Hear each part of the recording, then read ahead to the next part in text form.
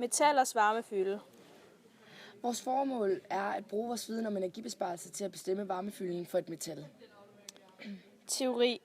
Et system vil naturligt søge mod der, hvor der er mest uorden. For eksempel så vil varme fordele sig sådan, at hele systemet det har den samme temperatur. Så hvis et 100 grader varmt metallodde det bliver sænket ned i et bæger, hvor der er koldt vand i, så vil loddet blive afkølet, men vandet det vil blive opvarmet, og så til sidst så vil det ende med at have den samme temperatur, eller en fælles temperatur. Og for at regne energien ud, bruger man formlen E i lige med M gange C gange trekant T. Varmekapacitet er, hvor meget varme et materiale kan gemme. Den specifikke varmekapacitet eller varmefylde er defineret som den mængde varme, der skal til for at hæve et materiales temperatur, men den har præcis 1 grad. Jo højere varmekapacitet et materiale har, jo mere energi kan det absorbere, før temperaturen den vil stige. Apparatur og udførelse. Vi skal bruge elkedel, metallodder, termokop, magnetomrør, snor eller lignende, termometer eventuelt til lokkerbrug. Vores første forsøg.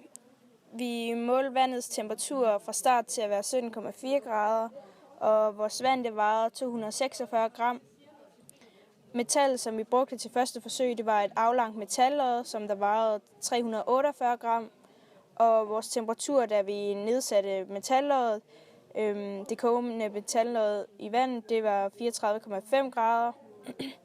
Og så ud fra det, så beregnede vi vores temperaturændring ved at tage sluttemperaturen, som var 34,5 grader, og minusede det med starttemperaturen, som var 17,4 grader. Og så til sidst så gav det så 17,1 grader, hvilket så er temperaturændringen. Yes. Og andet forsøg. Vi måler vandets temperatur fra start til at være 17,4 grader. Vores vand det vejede 197 gram. Metallet, vi brugte til første forsøg, var et guldmetallodde, der vejede 89 gram. Vores temperatur ved nedsættelse af kogende metallodde, det var 25,6 grader. Vi beregnede vores temperaturændring ved at tage sluttemperaturen, som var 25,6 grader. Og så minuser vi starttemperaturen, som var 17,4 grader, og det giver så 8,2 grader, hvilket er temperaturændringen. Vores tredje forsøg. Vi målte vandets temperatur fra start til at være 17,4 grader, og vores vand det vejede altså 213 gram. Og det metal, vi havde valgt at bruge til det her forsøg, det var en sten, som der vejede 58 gram. Og vores temperatur, da vi nedsatte den kogende sten i det kolde vand, det var 19,2 grader. Og så ud fra det, så beregnede vi vores temperaturændring ved at tage sluttemperaturen, som var 19,2 grader. Og så minusede vi det med starttemperaturen, som var 17,4 grader. Og det gav så 1,8 grader, hvilket så er vores temperaturændring. Vores fjerde forsøg. Vi målte vandets temperatur fra start til at være 17,4 grader. Vores vand det vejede 189 gram, og metallet, vi brugte til første forsøg, var et metallodde med kalk på. Det vejede så 348 gram. Vores temperatur ved nedsættelse af kogende metallodde, det var 22,4 grader. Vi beregnede vores temperaturændring ved at tage sluttemperaturen, som var 22,4 grader, og minus så det med starttemperaturen, som var 17,4 grader, og det giver så 5 grader, hvilket er temperaturændringen. Vi forsøgte også at regne varmefylden for forsøgene ud, men da vi ikke rigtig kunne finde ud af det, så lavede vi ikke det til dem alle sammen, men kun til det fjerde forsøg, da vi var i tvivl om, hvad for noget vi skulle sætte ind i formlen.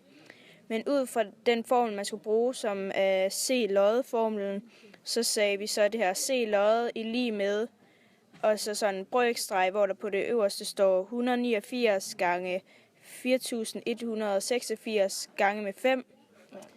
Og så nedunder dividertegn, der skriver vi 193 gange med 77,6, og så vil det så give 264,12. Beskriv forsøgets fejlkilder og forklar, hvilken vej de hver især påvirker jeres resultater.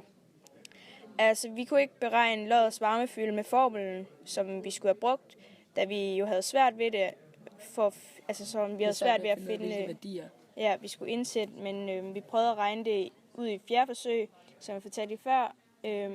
Men hvis vi havde kunne regne det ud, så havde vi også kunne finde varmefylden. Men hvis man måler forkert temperatur eller vægt, kan man godt ende med at have et resultat, der ikke passer med metallernes varmefylde. og det kan så føre til, at man skal starte forsøget helt forfra.